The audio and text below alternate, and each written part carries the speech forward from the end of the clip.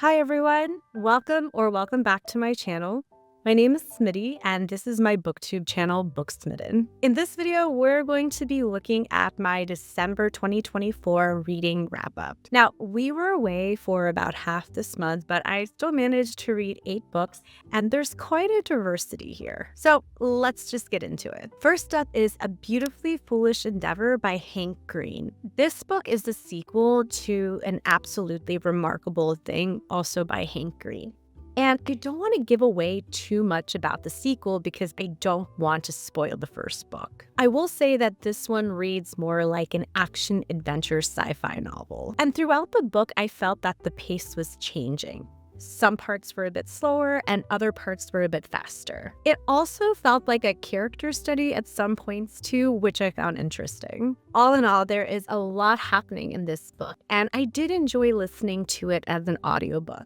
I will say that there were certain narrators for certain characters that I preferred in the first book, but it wasn't a major hang-up for me in consuming the second book. Overall, I enjoyed it and it was a 4.25 star read for me. Next up is Steal Like an Artist by Austin Kleon. This is essentially a self-help book that I know a lot of creatives and other people in general really enjoyed. Kleon outlines 10 things, or you could even say 10 maxims, to help unlock your creativity. Now, like most self-help books, what Kleon is saying is not necessarily new or original. In fact, when he talks about creativity, he makes the point that nothing is original. However, I think a lot of people gravitated towards this book because Kleon himself is an artist, and I think people who are in the creative field felt the type of connection to how the information was presented in this book. I honestly had a bit of a bias against this book.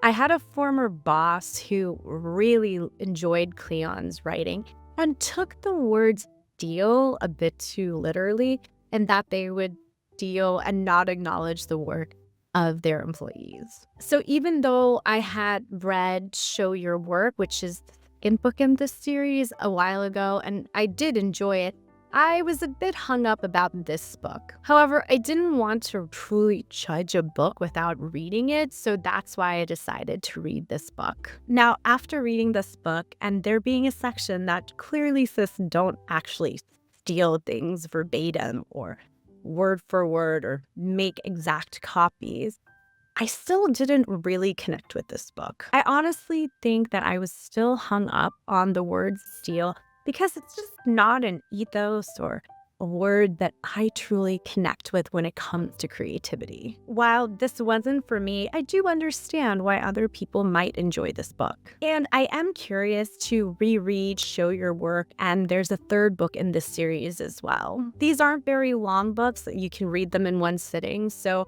I'll probably give it a go sometime later this year. As for this specific book, overall, it was a 3-star read for me. Next up is Garlic and the Vampire by Bree Paulson. This is a graphic novel about Garlic, who is literally an anthropomorphic garlic who has been tasked to go confront a vampire who has supposedly moved into the castle nearby. This is honestly such a sweet and well-illustrated graphic novel. I will give you a spoiler. The whole time you think something bad is going to happen, and it doesn't. It's just a very heartwarming story. Also, I really love Garlic. She is a very anxious and just very endearing, and I really loved following her character. I read this as a physical book, which I highly recommend reading it as, and I read it in one sitting, and I immediately picked up the sequel right after. But before I get to the sequel, I will say that I really enjoyed this book, and it was a 5-star read for me. Next up is Garlic and the Witch. This is the sequel to Garlic and the Vampire. And in this book, we see that Garlic is going through some changes. We also learn a bit more about the other characters in this book, which I really enjoyed. Now, I truly loved both these books, but I think this one was my favorite, but just truly by a small margin. Another booktuber, Katie One More Time, also reviewed this book and really enjoyed it as well.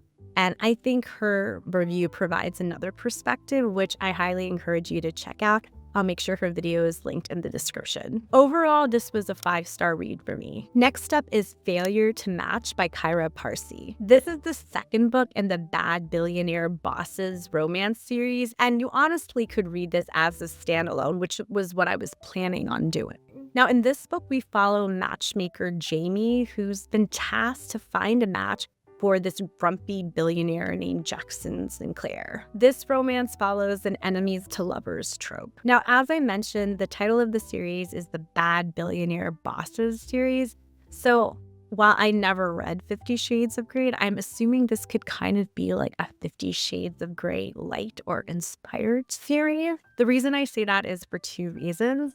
First off, the wealth and access these billionaires have are not really relatable, which makes this more of an escapist trade. Second off, there is spice, and it heavily leans on the dom sub kind of spice genre, which also mirrors 50 Shades of Grey, but from what I heard, it's very light in comparison. I think Parsi's writing keeps you very engaged. I was hooked as I started reading it, and even though I kind of knew how things were going to play out, I wanted to see how she achieved it. Now, I did opt to read the first book after I read this one, which I'll talk about shortly. I will say that this book in particular feels like it has more fantastical elements, and it's not magical realism, but there's things like secret doors and psychics and really awful parents that mirror what you might find in Grimm's fairy tales. Now, as I mentioned, there is spice and it's all consensual, but I can totally see how some people might be put off by how it's written. Now, the main female protagonist here, Jamie,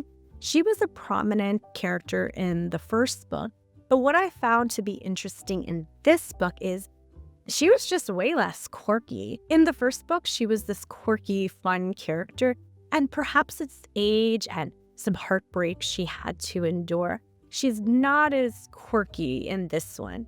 It could also be the setting in which she has to be professional, so maybe she's not showing as many facets to her personality. But I will say, when I read the first book, I was just so surprised at how much more dynamic and bright of a character Jamie was in that book as a side character, as opposed to in this one in which she's the main character. Now, we do see some of that quirkiness come through when she's interacting with her cat, but I really wish we saw a bit more of that in this book. Overall, it was a fun read if I didn't think too hard about it, and it was a 4-star read for me. Next up is A Deal with the Bossy Devil, also by Kyra Parsi. Now, this is the first book in the Bad Billionaire Bosses series. It follows Rhea, who inadvertently sabotages a major investment deal for Adrian, who's the billionaire in this book. He's obviously pissed, and as retribution, basically coerces her into becoming his personal assistant because his original personal assistant was Rhea's sister, who he fired. Again, this is another enemies to lovers with dom sub spice tropes. I think it's important to note that in both books, most of the main protagonists don't have significant relationship experience, and I think that kind of plays into their maturity and how believable some aspects of their relationship came across. In both books, there's also a big traumatic event that happens to one of the main protagonists. In this book, it's Rhea, who is the female main character. Growing up, she was quite smart. She was at the top of her class in high school. And then all of a sudden, she decided not to go to college, and she's kind of been floundering for the last 10 years. When we do find out what happened, it's a lot. And for me, it changed the tone of the book and my perception of certain characters. While I know the title of the series is Bad Billionaire Bosses, I didn't really love the workplace boss-employee dynamic in this one. In the first one, Jackson is not necessarily Jamie's boss because Jamie is hired by Jackson's grandmother, which is a whole other thing. But in this one, Adrian intentionally seeks out Rhea for various reasons, and there's a bit more deceit and manipulation, which just did not sit well with me at all. So I will likely check out the third book in this series when I'm looking for an escapist read, but I didn't enjoy this one as much as I did the second one. So overall, it was a 3.5-star read for me. Next up is The Seep by Chana Porter. This book follows Trina, who's a 50-year-old trans woman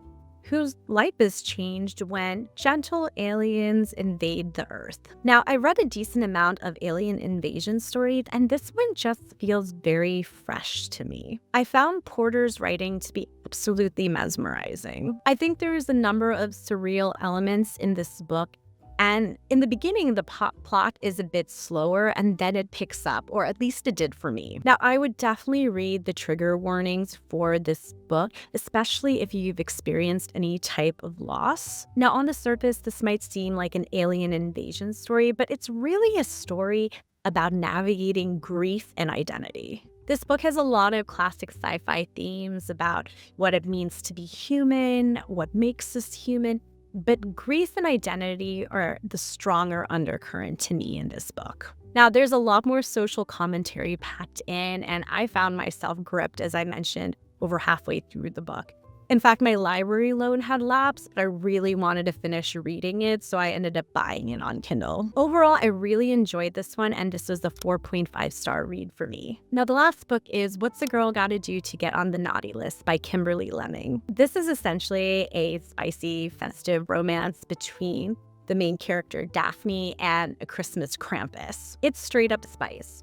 It's also in the same world of Two Scoops of Hellfire, but this one has a bit more dialogue and plot. Honestly, this was a fun read. It was nice to read Kimberly Lemming's writing again, and overall, it was a 3.5-star read for me. So those are the books that I read in December. If you read any of them, or if you're curious about reading any of them, let me know in the comments below. Now, if you're curious to see what I read last month, check out this video here. That's all for this video, and I'll catch you in the next one. Bye.